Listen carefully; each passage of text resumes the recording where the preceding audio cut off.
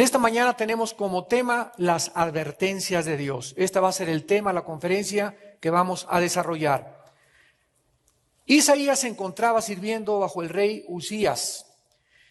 Y en aquel tiempo había un grande y poderoso imperio llamado el imperio asirio, Asiria. Y este imperio de Asiria estaba tratando de unificar a todas las naciones de alrededor. Nunca se ha perdido este énfasis político de tratar de abarcar a más naciones alrededor, porque es la ambición humana de poder gobernar muchas naciones. El imperio asirio quería tratar de subyugar a Israel. En aquel tiempo, recordemos, Israel estaba dividido en el norte y en el sur. Entonces, por ejemplo, en el capítulo 7, versículo 1, comienza diciendo: en los días de Acaz, hijo de Jotam, hijo de Usías, rey de Judá, que Resín, rey de Asiria, y Peca, hijo de Remalías, rey de Israel, subieron contra Jerusalén para combatirla, pero no la pudieron tomar. O sea, hubo una alianza entre el rey de Asiria y el rey de Israel. Una cosa era Israel y otra cosa era Jerusalén. Estaba el reino, acuérdese, dividido en dos. Entonces, los que estaban del lado de Isaías comenzaron a alarmarse también, porque vieron esta unificación política, económica, militar poderosa, y dijeron: si no nos unimos a Asiria, pues vamos a perder, vamos a ser destruidos, vamos a desaparecer del mapa. Y este pasaje que vamos a estudiar hoy, el capítulo 8, versículos del 11 en adelante, nos revela el Espíritu Santo qué es lo que el pueblo de Dios debe de hacer cuando se siente amenazado. ¿Qué debemos hacer cuando tú te sientes individualmente amenazado? Ya sea por alguien particular que te quiera matar o te quiera robar o quitar a tus hijos, ya sea como familia que se sientan amenazados porque ya los Pompidou y los Richelieu ya no te hablan porque ya ustedes son cristianos, y al ser cristianos tú estás comenzando ya a marcar una línea divisora entre otras familias. Amenazados en la escuela, nuestros hijos los amenazan que si no hacen Halloween o no se disfrazan de brujas los van a correr. Y también cuando nos sentamos amenazados como iglesia o como nación. En este caso, ¿verdad?, particular, era la nación de Israel. Y los principios se aplican a los individuos, a las familias, a las iglesias o a las naciones. Vamos a leer el versículo 11 en adelante para que tengamos un poco de trasfondo, ya que tenemos que introducirnos a la historia y a la teología también. Porque Jehová me dijo de esta manera con mano fuerte. Isaías 8, versículo 11 en adelante. Y me enseñó que no caminara por el camino de este pueblo. Esta es la primera advertencia, que Isaías no siguiera el camino de los pueblos alrededor. Versículo 11, que no llame conspiración a las cosas que este pueblo llama conspiración, ni teman lo que ellos temen, ni tengan miedo. En segundo lugar, que nunca, jamás debamos nosotros sentirnos amenazados con el temor. No importa la amenaza que tú tengas, individual, familiar, como iglesia o como nación, recordemos algo: Dios está sentado en su trono.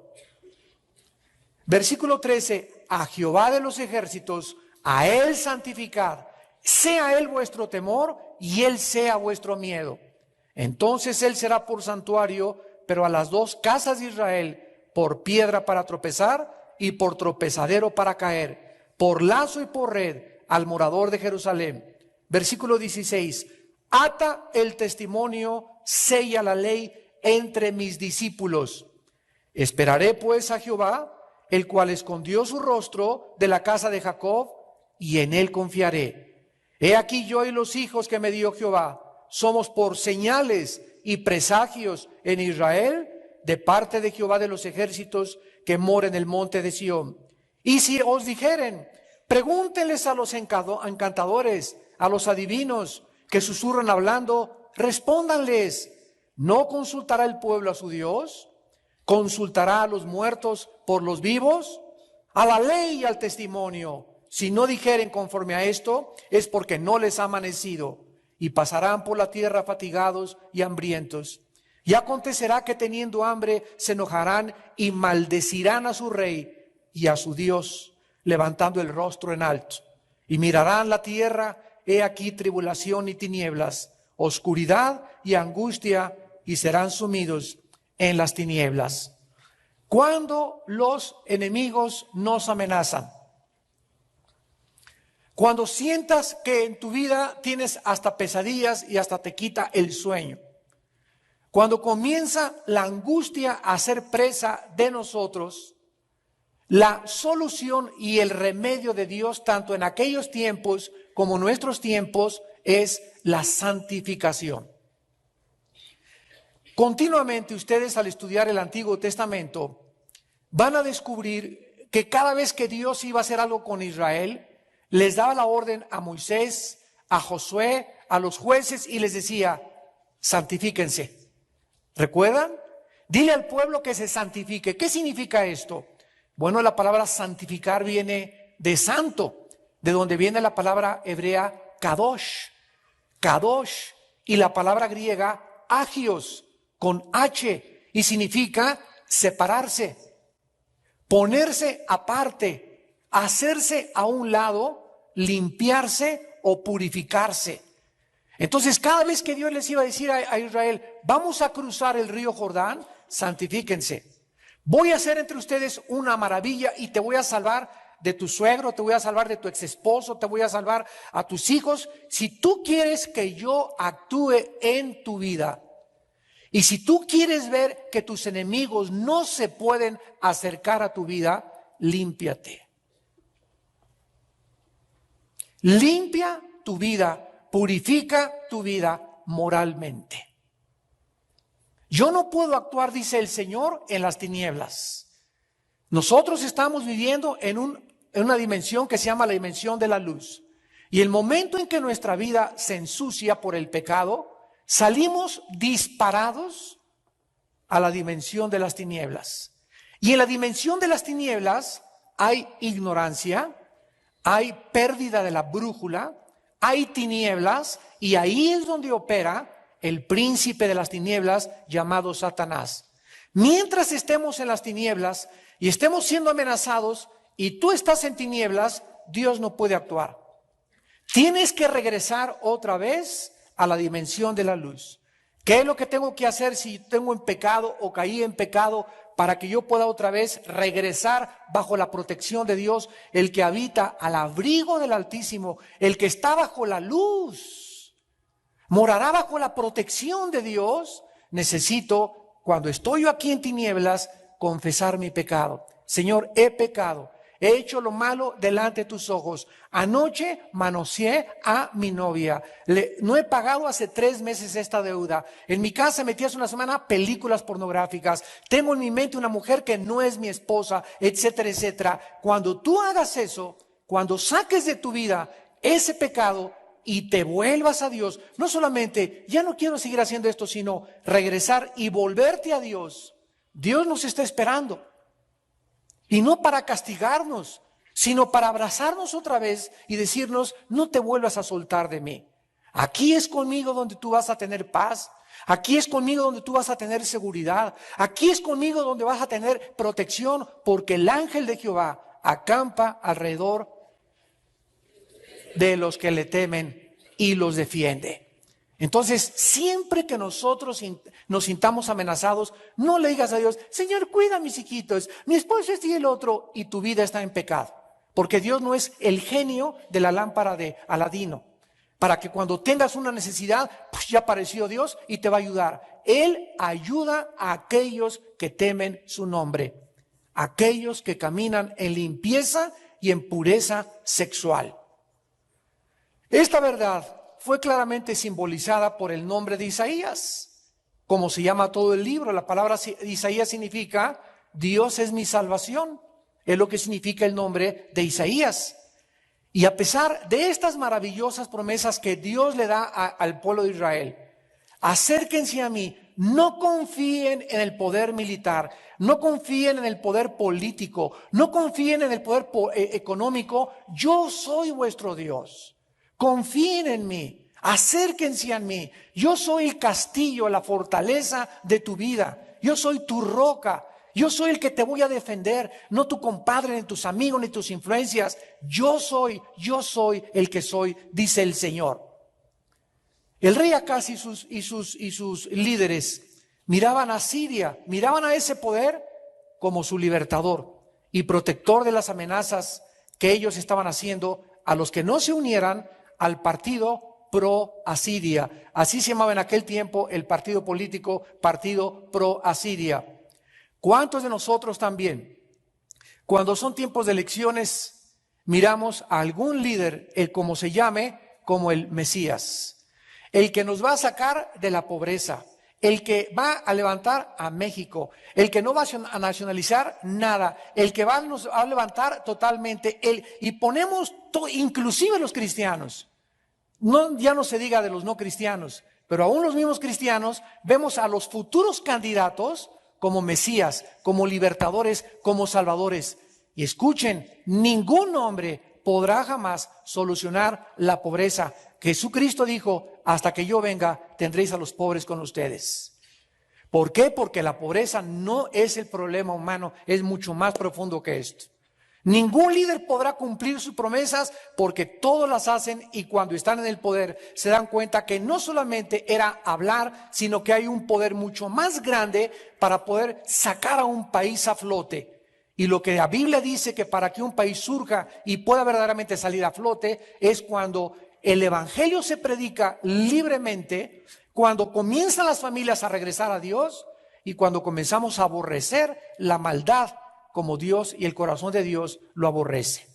Entonces, no pongamos nosotros nunca, este gobierno nos va a salvar, o este partido nos va a salvar, o este candidato nos va a salvar, porque vamos a caer en una trampa. El que confía en el hombre, maldito es, dice Jeremías capítulo 17. Nuestra confianza no es en el hombre. Tristemente, en este pasaje, como lo vamos a ver a continuación, la mayoría del pueblo de Israel comenzó a apoyar a este partido político, el mismo pueblo de Dios.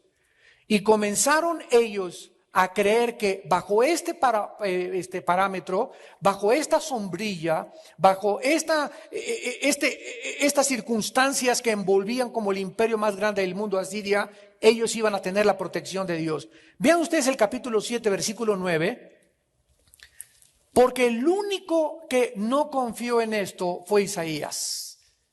Isaías fue el único que no se sintió amenazado ni tampoco obligado a confiar en un partido político militar. Dice el capítulo 7, versículo 9, y la cabeza de Efraín es Samaria y la cabeza de Samaria el hijo de Remalías. Si vosotros no creyereis, de cierto no permaneceréis. Esta palabra aquí, permanecer, la palabra amán en el hebreo significa quedarte de pie. ¿Qué es lo que nos hace permanecer firmes? ¿Qué es lo que nos hace cuando vienen los vientos y los ríos y las aguas y las amenazas y los bombardeos filosóficos y los ataques morales? ¿Qué es lo que nos hace que no nos caigamos? La fe. La fe, la confianza en las promesas de Dios. Dice el Salmo 27, hubiera yo desmayado si no creyese que veré la bondad de Dios en la tierra de los vivientes. Hubiera yo desmayado si no hubiera creído. ¿Qué fue lo que hizo que David no desmayara? Creer. Si no hubiera creído, el momento en que dejamos de creer, desmayamos, nos desanimamos, nos vamos al suelo, somos destruidos.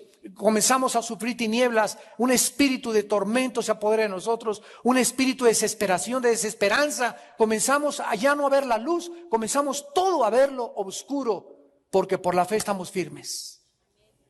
Si nosotros no creemos, no esperes permanecer de pie.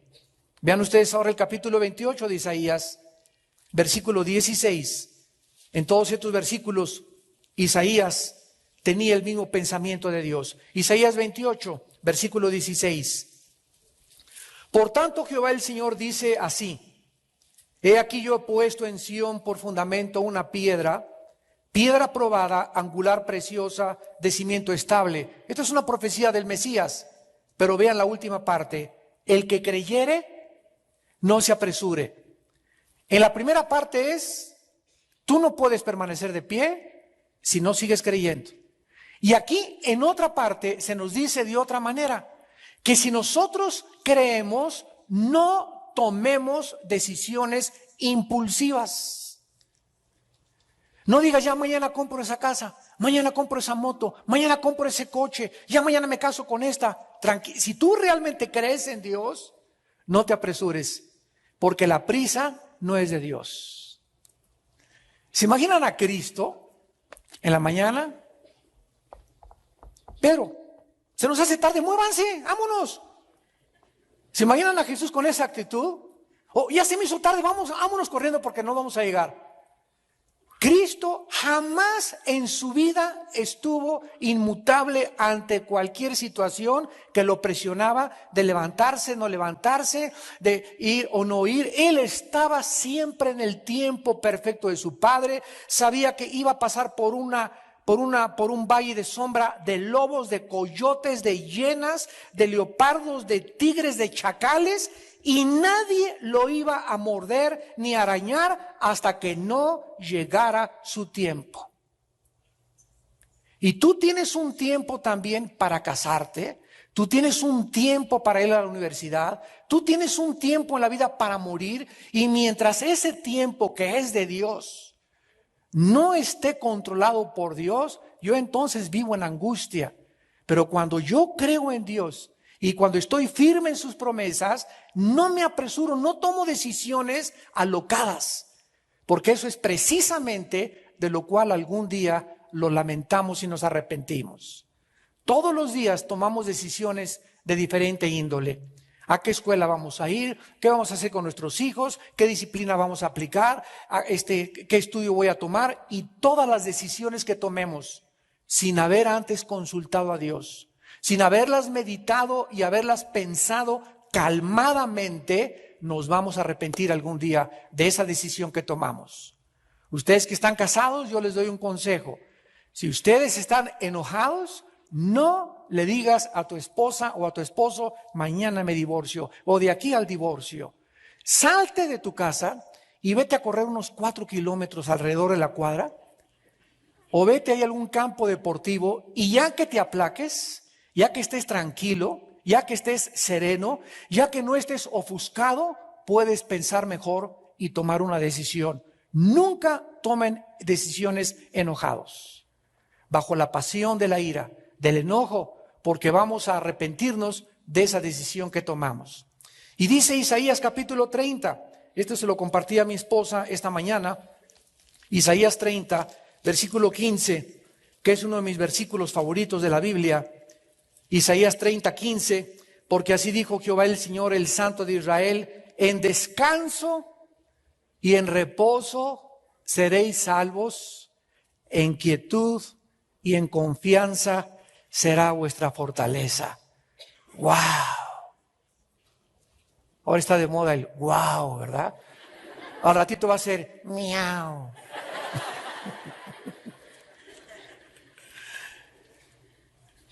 En este versículo se encuentra lo que éramos antes, o sea, cómo nos convertimos, sígame con cuidado, y nos dice en este versículo lo que debe ser nuestra conducta ya convertidos. Vean ustedes otra vez.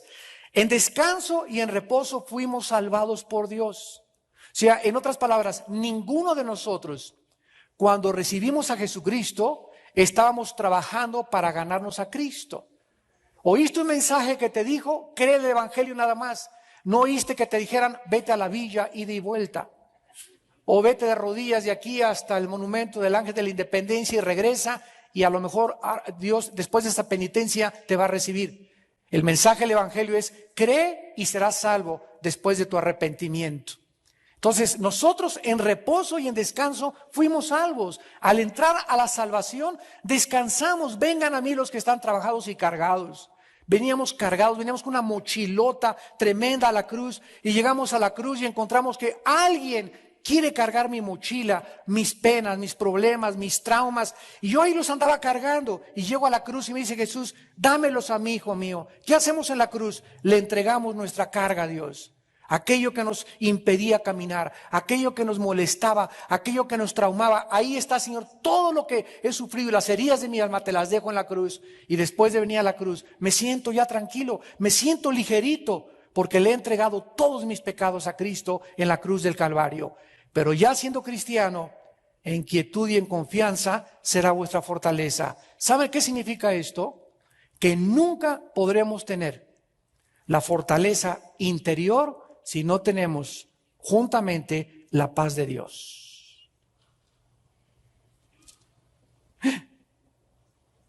¿Por qué esa énfasis de Cristo? Mi paz les dejo, mi paz les doy. Por nada estén afanados mis chiquilines.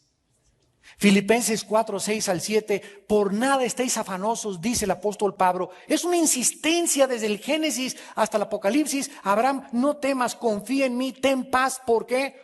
Porque esto es precisamente el secreto de nuestra victoria, la paz interior. Si yo tengo muchos problemas y quién no los tiene alrededor, pero por dentro estoy agitado y estoy ansioso y de pilón me echo todavía 2 tazas de café, voy a parecer como brincolín, ¿verdad? Como Pepita en comal.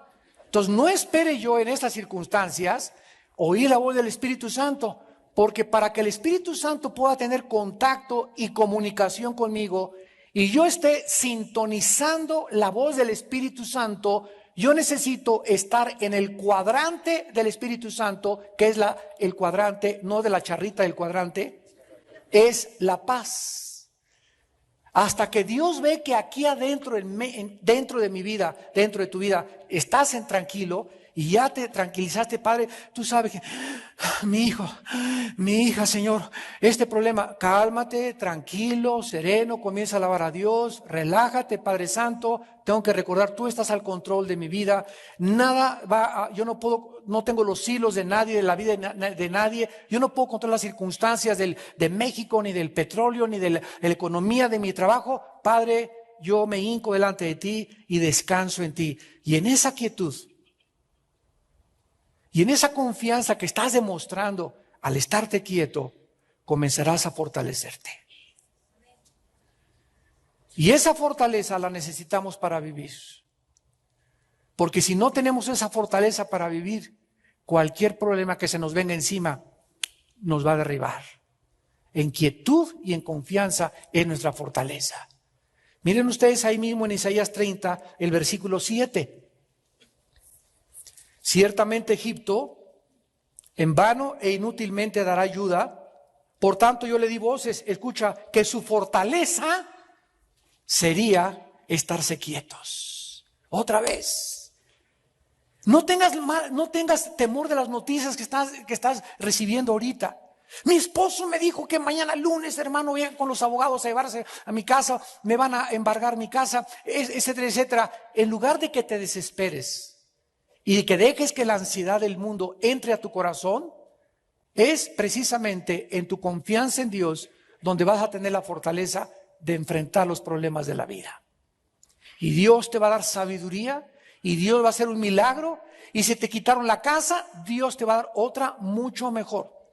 Y si te quitaron tus hijos, por cuanto en mí has confiado, Salmo 91, yo también te levantaré, recobraré a tus hijos y los traeré otra vez contigo, porque yo soy tu Dios que te sostengo y te dice, no tengas miedo.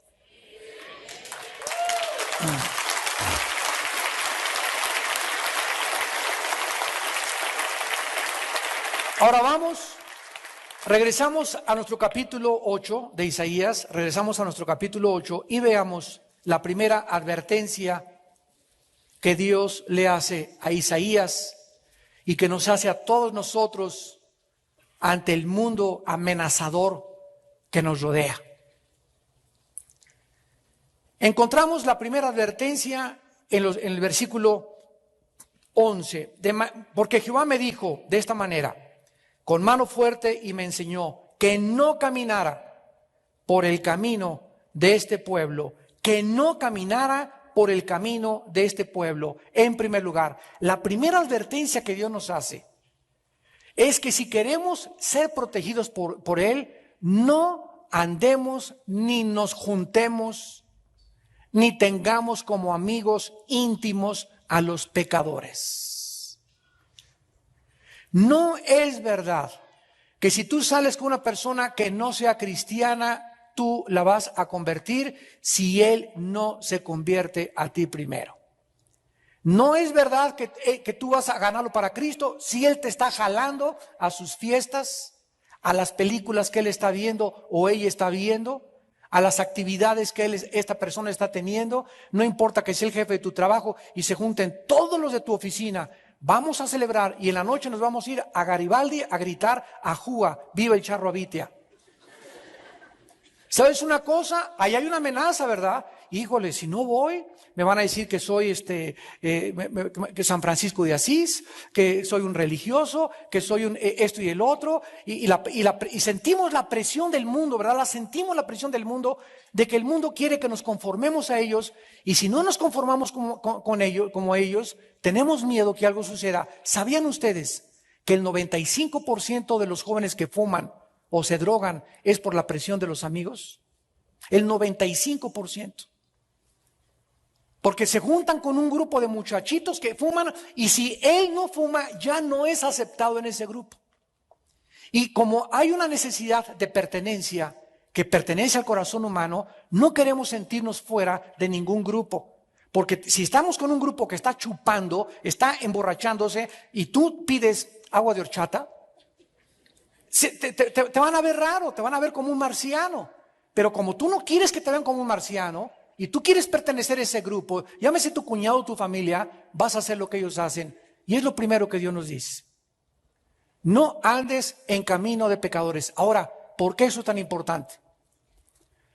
Porque un cristiano que comienza a marcar la raya y comienza a demostrarle a Dios que está dispuesto no solo a creer en Él, sino a sufrir por su nombre y por su palabra, es una persona que no existe la menor duda de que sea salvo. Porque a los cristianos Dios no nos ha dado un espíritu de temor, sino de valor, de poder y dominio propio.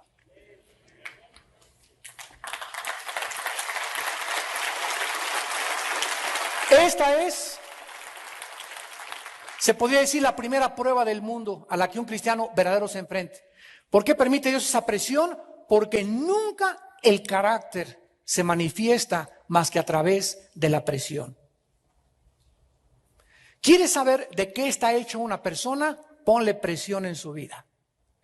O que se sienta amenazado por algo. Y ahí bajo esa presión, esa persona va a manifestar realmente de qué está hecho interiormente.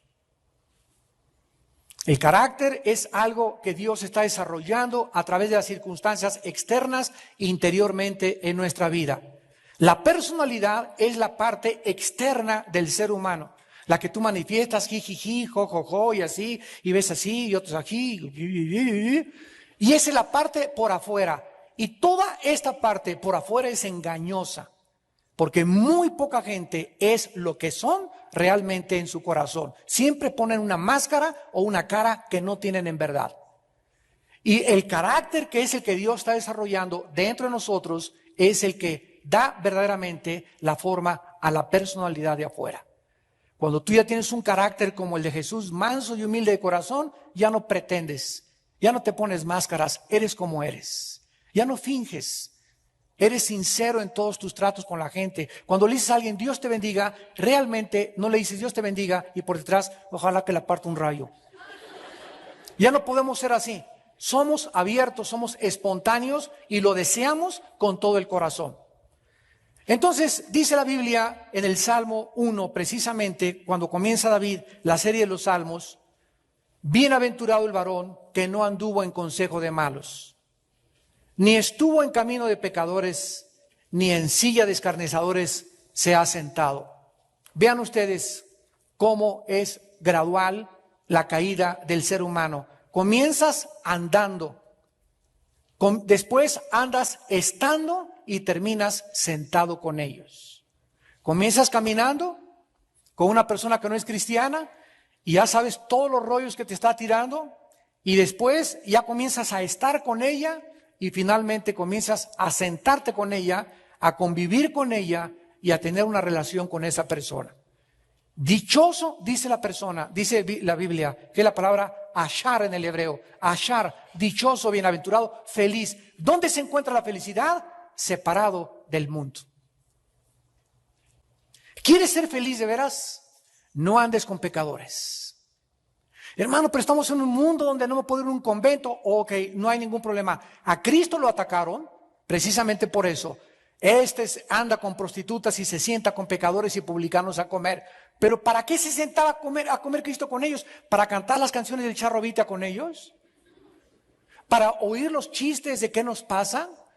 Que pervierten la familia y pervierten al ser humano. ¿Para oír los chistes de la televisión que te envenenan y que te contaminan? Cristo se sentaba con ellos para jalarlos y sacarlos de ahí.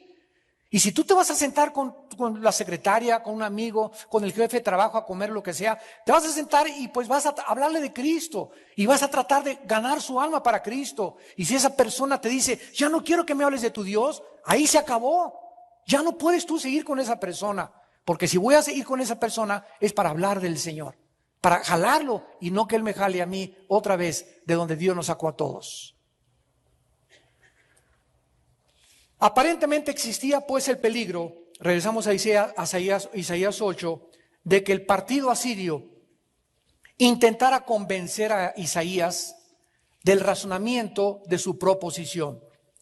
Sin duda alguna, repetimos, era el imperio más fuerte del mundo en aquella época, y si Israel formaba una alianza con Asiria, ellos creían que se aseguraban su protección, se aseguraban contra las naciones enemigas, y los líderes y el pueblo comenzaron a abandonar a Dios. Y por eso Dios le llama a Isaías y le hace estas 3 advertencias. En segundo lugar, la segunda advertencia que Dios hace, dice en el versículo 12 de Isaías 8, no llames conspiración a lo que ellos llaman conspiración, ni tengas miedo a lo que ellos tienen miedo. En segundo lugar, nunca tengamos miedo de las críticas, de las calumnias, de los chismes y de lo que la gente habla contra ti, contra mí, contra mis hijos, contra tu familia, contra nuestra iglesia, contra nuestra nación, contra el que sea. Nunca nosotros oigamos las voces que nos atacan y que nos agreden, porque si tú haces caso de la crítica, de lo que dijeron o de lo que no dijeron, y permites que la crítica entre a tu corazón, te vas a comenzar a desanimar. Vas a comenzar a creer que a lo mejor es verdad. Vas a comenzar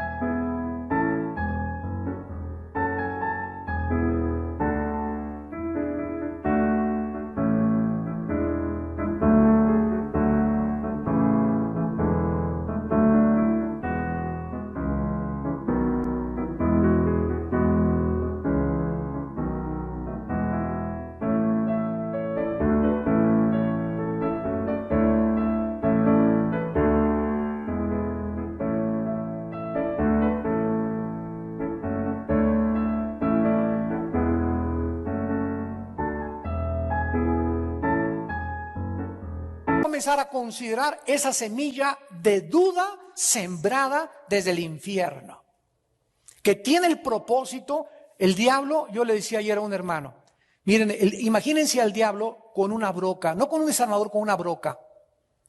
Y el diablo es experto en atormentarnos. Él es el amo en el arte de la tortura mental.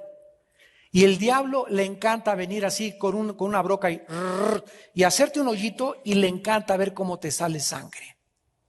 A este hermano que yo le compartía esto es porque su ex esposa Cada vez que él la iba a ver, ella le decía, siempre fuiste un impotente, siempre fuiste un bueno para nada. Y ahí está el pobre hermano, no de manso, de menso, oyendo todo lo que, ahí oyendo por teléfono. Y le dije, no vuelvas jamás a oír ninguna palabra, ni de tu ex esposo, ni de tu ex esposa. Si te hablan para agredirte, cuélgale el teléfono. No dejes que todo ese cúmulo de tornillo que es el diablo usando esas personas permita entrada a tus tímpanos, a tu oído, a tu alma, porque está tratando el diablo de sangrarte, de torturarte, de quitarte tu paz.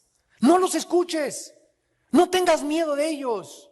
Es que me dijeron que me parecía a Santa Claus. Pues qué bueno, que diles que se parecen ellos, ¿verdad? A un cocodrilo, diles que se parecen a otra persona también. Si el diablo viene y te recuerda tu pasado, recuérdale al diablo su futuro.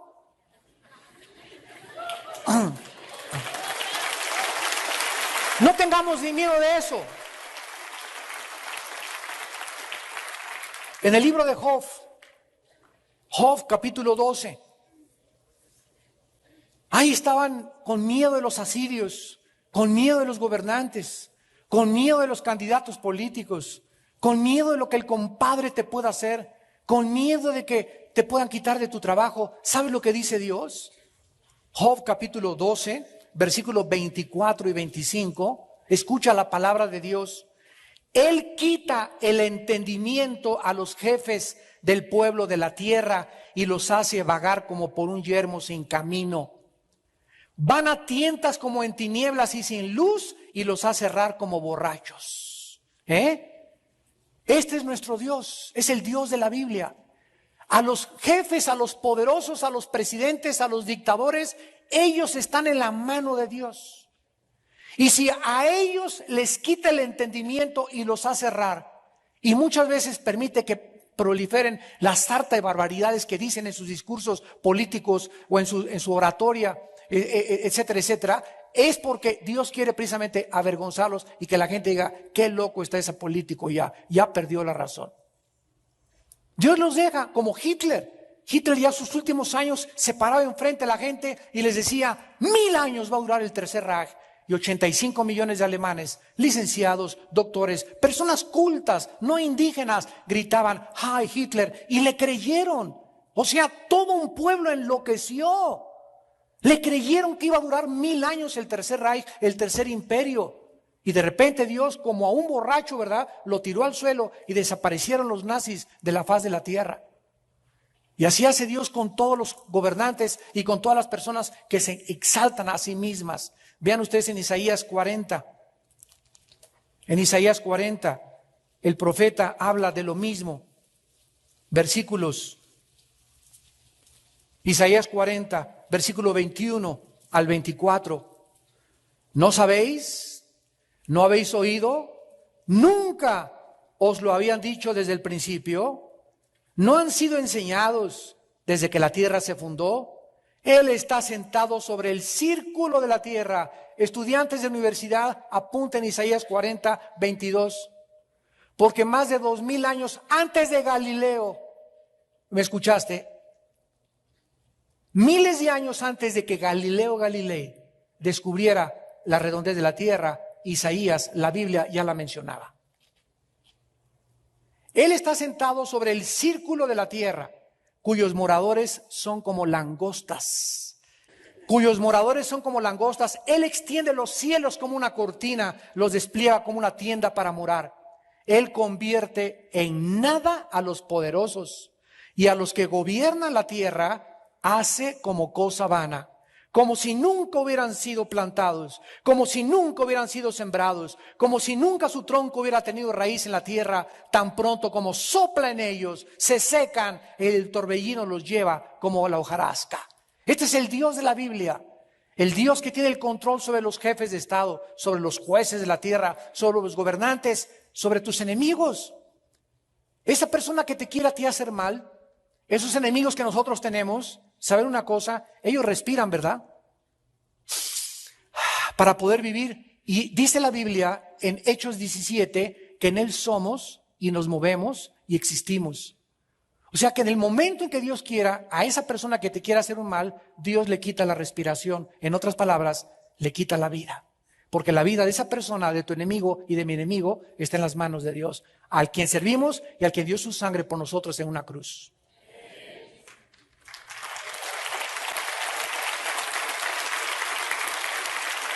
Y en tercer lugar, la tercera advertencia es contra la brujería.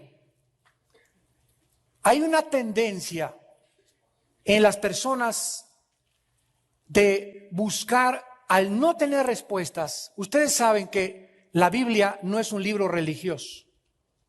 La Biblia es un libro que trata de un rey y su familia y de un reino perdido.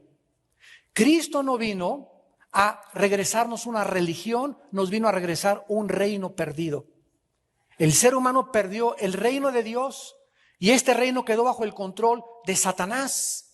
Y ahora Cristo regresa al mundo y nos invita a Cristo a volver a ese reino, donde Él es el rey y por eso se llama Rey de Reyes, porque todos nosotros vamos a ser reyes en el futuro.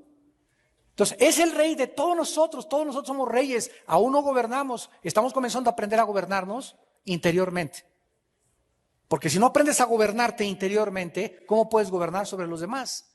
Es lo que dice 1 Timoteo 3, el que no sabe gobernar la iglesia, su casa, perdón, ¿cómo puede gobernar la iglesia? Entonces tenemos que comenzar a aprender a gobernarnos a nosotros para gobernar a los demás. Entonces la Biblia no es un libro religioso, es un libro que nos habla de un reino. Y nos habla y nos dice lo siguiente, como la mejor forma de gobernar es la monarquía, los primeros gobiernos del mundo fueron monárquicos, después feudales, y después ya surgieron comunismo, socialismo, democracia, etcétera, etcétera. El ser humano trae dentro de su alma el querer gobernar. ¿Y qué ha hecho el ser humano? Vamos a tratar con el socialismo. Híjole, no funcionó. El comunismo, chale, tampoco funcionó. La democracia. Bueno, entre el socialismo, dictadura y comunismo es de lo mejorcito. Pero la democracia tiene una grande debilidad. La democracia tiene la debilidad en que es el voto del pueblo. Y si la mayoría es inmoral, síganme con cuidado, si la mayoría tiene una filosofía pervertida, entonces el gobierno va a tener que adoptar la filosofía de la mayoría. Ese es el problema de las democracias. Y entonces estamos tratando de buscar un gobierno que funcione y lo que más necesita ahorita el mundo es un gobierno que funcione. Por eso hay tantos, ya están regresando al socialismo, al comunismo, porque así van a seguir. No va a haber un gobierno perfecto hasta que Cristo regrese, porque el único gobierno perfecto es la monarquía, cuando Jesús venga y Él gobierne con justicia a las naciones y no haya entonces ya gobernantes, sino haya reyes en otros universos que vamos a ser nosotros y la paz venga por primera vez a establecerse en este reino milenial. Y esta es la desesperación del mundo ahorita políticamente, creyendo que la democracia nos va a salvar. Pues es lo mejorcito que hay la democracia, pero tampoco es perfecta la democracia. Todos son defectuosos porque el hombre es defectuoso, porque el hombre nació en pecado y porque donde ponemos las manos la ensuciamos. Miren ustedes, traigo aquí un recorte que dice así: Britney Spears dice ser el anticristo. Esta muchacha, que es el símbolo de la mayor parte de los jovencitas, o era el símbolo de los jovencitas, ¿quién no quería ser como Britney Spears? Bueno, esta muchacha tenía padres cristianos, los tiene todavía. Comenzó a enfrentarse al mundo, lo que Satanás le ofreció a Jesucristo. Britney, te ofrezco todo, pero te vas a quitar la ropa más y más. Primero comenzó más o menos decente, después con movimientos más cadenciosos y después se comenzó casi a no traer nada de ropa. De ahí Britney, fama, dinero y todo, brincó a otro lado y comenzó a tener relaciones lésbicas. Comenzó a aceptar besarse en la boca con Madonna, con Paris Hilton y con otras artistas. Y después comenzó a tener relaciones bisexuales con mujeres y con hombres al mismo tiempo también. Y después de eso comenzaron ya los demonios a entrar a esta muchacha de una forma tremenda. El ataque es a la mente y se rapó y se quitó todo el pelo. Y comenzó a gritar en las calles y se salía fuera de su casa y fuera donde la tenían y la tuvieron. Ahorita se encuentra Britney Spears en un manicomio. Está en un hospital psiquiátrico y antes de entrar al hospital psiquiátrico gritó: yo soy el anticristo. Vean ustedes hasta dónde el diablo te quiere llevar. Y te ofrece todo, ahorita en viaje todo pagado, si te hincas y le sirves, y después viene a cobrarte la factura, a volverte loca, a volverte loco, a desquiciar tu mente, a de que pierdas la brújula, a que pierdas el instinto natural, a que ya no te importe ni tu esposa, ni tus hijos, nada, solo tus intereses, solo tu gobierno, solo tu poder, solo tu dinero, solo tu influencia, te conviertes en un dios. Y todos los que se convierten en dioses se comienzan a autodestruir interiormente. Siempre que alguien tiene problemas, recurre a la brujería, creyendo que tal vez el brujo, la lectura de la mano, la lectura del café, el café turco, la consulta con los médiums, te puede ayudar. Vean ustedes en Isaías 8, versículo 19, lo que Dios le dice a Isaías que le diga al pueblo. Y si os dijeren, o sea, después de la presión, donde el pueblo ya no sabía qué hacer, sin unirse al poder asirio, al poder político, se iban a volver. Dios sabe y conoce el corazón humano, que cuando el hombre está desesperado, busca la brujería como una puerta de escape y de salida. Aquí a la iglesia han venido cantidad de personas. Y al acabar el servicio vienen cantidad de personas, hermano pastor, ore por mi hijo que está endemoniado. Ustedes son cristianos, no, pero nos dijeron que aquí sacan demonios. Y andan de iglesia en iglesia buscando, primero fueron de brujo en brujo, y después vienen de iglesia en iglesia a que les saquen lo que los brujos les metieron. ¿Y cuánta gente cree todavía? Se dicen cristianos, les falla algo y dicen a lo mejor el diablo no me falla. Cuídate con eso, porque mira la advertencia que hace Dios. Si os dijeren, preguntad a los encantadores y a los adivinos que susurran hablando, respóndele, ¿no consultará el pueblo a su Dios? ¿Consultará a los muertos por los vivos? En otras palabras, ¿cómo pueden los muertos revelarnos el futuro a los vivos si están muertos? ¿Qué cosa más ilógica ir a preguntarle a una persona? Es que el espíritu de Cuauhtémoc lo traía mi abuelita, hermano. Y el medium me dijo que se va a comunicar con el espíritu de mi tío y va a hacer una sesión de espiritismo y me va a hablar mi tío y crees que es tu tío el que te está hablando, y dice en 1 Timoteo 4:1, son espíritus.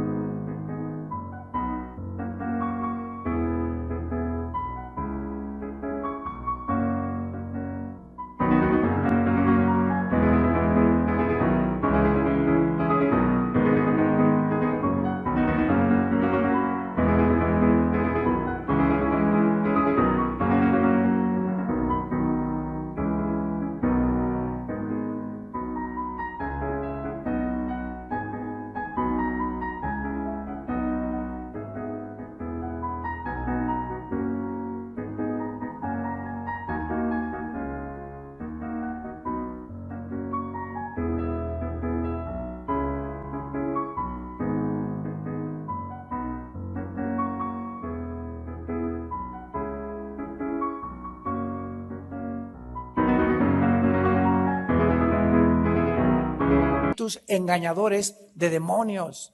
No hay ningún alma humana ni ningún espíritu humano pululando en los aires, ni el de Santa Gertrudis, ni el de Juan Diego, menos el de Juan Diego, ni el de Rita de Casia, ni del Papa, ni de nadie. Cuando los seres humanos nos morimos, dice la Biblia que descendemos unos al centro de la tierra y otros a la presencia de Dios. Ninguno está en el aire. El aire está controlado por Satanás y sus demonios. Así que si tú te mueres o se murió Santa Gertrudis o tu tía Catarina, se va al infierno o se va a la presencia de Dios a esperar el juicio de Dios. No hay ninguna alma en pena. Y son demonios que quieren engañarnos, haciéndonos creer que los muertos todavía se comunican con nosotros. ¿No han notado ustedes en los últimos 10 años que el 80% de las películas ya son de terror? De apariciones, de que abres la ventana y se aparece ahí un fantasma vestido así transparente y que suena la puerta y cruje y ahí está alguien escondido. Y todo esto es con el propósito de llevar a la gente a la brujería. ¿Qué más que Harry Potter? Harry Potter, la novela de los siglos, el libro que induce a los niños a la brujería blanca, a la magia blanca, y les hace creer que hay brujos buenos y hay brujos malos. Y los engaña a través de una novela y una película aparentemente inocente, que no se puede discernir más que con el Espíritu Santo que tienes tú y que tengo yo en nuestro corazón. La Biblia nos previene acerca de esto y dice en Isaías 44 más adelante que el pueblo de Israel, así es, comenzó a consultar a los brujos, a las brujas, a Walter Mercado y familia. Dice Isaías 44 del 6 al 8. No teman ni se amedrenten, no te lo hice oír desde la antigüedad y te lo dije. Luego ustedes son mis testigos, no hay Dios sino yo, no hay fuerte, no conozco ninguno.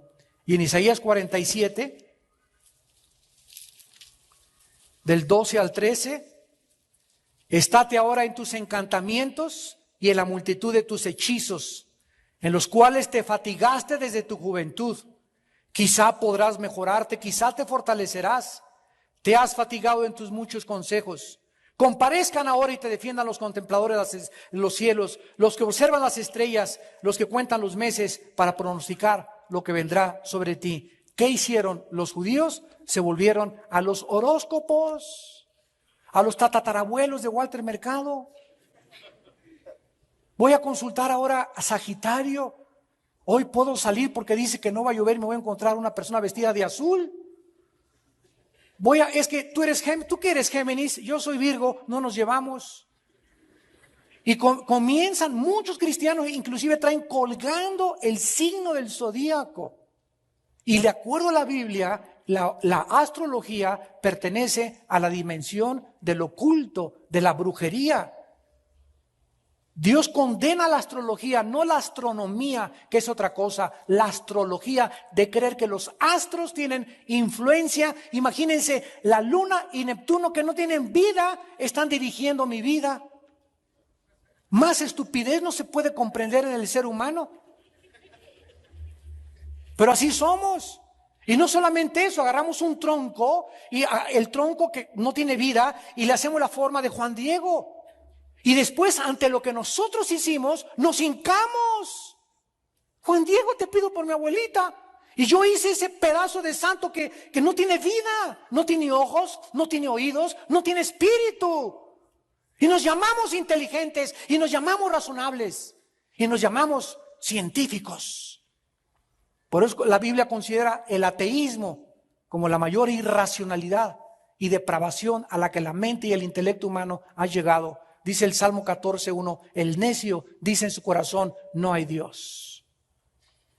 Finalmente, ante esta advertencia, Isaías, regresamos al capítulo 8, les advierte y les dice el versículo 21 y 22. El mundo del ocultismo te va a llevar a la desesperación y a la desesperanza y finalmente al juicio de Dios. Si continuaban en su rebelión contra Dios, Asiria, ese imperio en el cual ellos querían confiar, los iba a venir y se cumplió. Se los iba a venir a llevar cautivos y los iba a convertir en esclavos. Tú te conviertes en esclavo de aquel a quien tú pones tu confianza. Si pones tu confianza en los ídolos, te conviertes como un ídolo mudo, tonto y menso. Si pones tu confianza en un político, te haces como ese político. Los que pusieron su confianza en Hitler se hicieron nazis. En Mussolini se hicieron fascistas. En Marx se hicieron comunistas. En aquello en lo que tú pones tu confianza es en lo que tú te conviertes. Pero cuando tú tienes a Jesucristo como tu modelo, aquel que dijo, sean mansos y humildes de corazón, yo no vine a que me sirvieran, sino a servirlos, y a darnos ese ejemplo de consagración total a Dios, te haces como Jesucristo, manso y humilde de corazón. Y seguimos a aquel que nos lleva al camino, a la verdad y a la vida. Y sabes una cosa, en esta mañana, ustedes que me ven por la televisión, se trata simplemente de creer o no creer. ¿Quieres creerle a Sigmund Freud? Hazte como Freud, psicólogo, y acabarás más loco que un chivo. ¿Quieres creer a Marx? ¿Le quieres creer al Dalai Lama? Créele al Dalai Lama. ¿Le quieres creer a Buda? Créele a Buda. ¿Le quieres creer a Ron Hubbard, el de la Dianética? Créele a él. Dios nos pone la opción para que creamos al que nosotros querramos creer. Pero tenemos la opción también y nos presenta a Jesucristo. Y el mundo sigue diciendo a Barrabás. A él crucifícale, prefiero a Barrabás. ¿Será esa tu elección en esta mañana? ¿Seguirás escogiendo a Barrabás o al Hijo de Dios que dio su vida por ti en una cruz? Dice el versículo 21, pasarán por la tierra fatigados y hambrientos, y acontecerá que teniendo hambre se enojarán y maldecirán a su rey, levantarán el rostro en alto. Así van a acabar muchos, ojalá que no sean muchos de los que nos están escuchando. Van a comenzar a fatigarse, van a comenzar a padecer hambre, van a comenzar a enojarse, van a comenzar a maldecirnos a nosotros, sus pastores, hasta a nosotros de ribete, nos van a echar la culpa. Y después van a maldecir a Dios. Y finalmente dice la Biblia, el versículo 22, y mirarán la tierra, tribulación, tinieblas, oscuridad y angustia. Se van a desilusionar tanto que van a maldecir a los gobiernos, porque ningún gobierno es perfecto. Van a maldecir a los pastores, van a maldecir a Dios. Van a ser envueltos en un espíritu de desesperación y de falta de esperanza y de miseria. Y finalmente serán arrojados en las tinieblas. Estas tres advertencias Dios nos hace, Dios, en esta mañana, para que nosotros no confiemos en la carne, sino en aquel que es nuestra roca, nuestro castillo, nuestra fortaleza, nuestro pronto auxilio en todas las tribulaciones. Su nombre es Jehová de los ejércitos. Padre, gracias por tu palabra en esta mañana. Te bendecimos, Señor, por la vida que diste en esa cruz en nuestro lugar. Te damos las gracias porque tus promesas son el sí y el amén. Estas palabras son fieles y verdaderas. Oh Señor, nuestra confianza está en ti, por lo cual no nos apresuramos. Esperamos, Señor, con paciencia y con fe las promesas que en todos nosotros se han de cumplir tarde o temprano. Gracias, Señor, porque tú no puedes negarte a ti mismo. Tú estás intrínsecamente adherido a tu palabra. Tu palabra y tú son lo mismo. Gracias, Señor, por habernos dejado tu palabra, a la cual debemos hacer caso como a una antorcha que alumbra en tantas tinieblas que nos están rodeando. El mundo está poniendo su confianza en los hombres, en los gobiernos, en los artistas, en los escritores, en los noticieros de la televisión. Y nosotros te tenemos a ti, que nos lo has dicho todo con tanta anticipación, para que seamos tus testigos. No hay nadie que pueda saber el futuro más que Dios. No hay Dios más que el Dios de la Biblia, el Dios y Padre de nuestro Señor Jesucristo. En esta tarde, ustedes también, los que nos ven por la televisión, yo los invito a que vengan a la cruz, a que recibas a Cristo como tu Salvador, si aún no lo tienes en tu vida, para que desde hoy en adelante tu confianza sea en Él y seas fortalecido y puedas tener esa quietud que tu alma tanto necesita y que el mundo no te puede dar. Las personas que quieran recibir a Cristo por primera vez en su vida, ahí desde su lugar, díganle estas palabras: Señor, estoy cansado de buscar, de vivir en ansiedad, en inquietud, en angustia en mi alma, en desesperanza, en desánimo. Oh Dios, y todo esto porque tú no estás en mi vida. O tal vez si estás en mi vida, me he soltado de la mano de ti. Quiero regresar a ti, Señor. Me arrepiento de mis pecados. Me vuelvo de mis pecados hacia ti, Señor. Vuelvo mi rostro hacia tu rostro. Alúmbrame, dirígeme en tu luz. Puedo ver la luz. Y entra a mi corazón, Señor Jesucristo.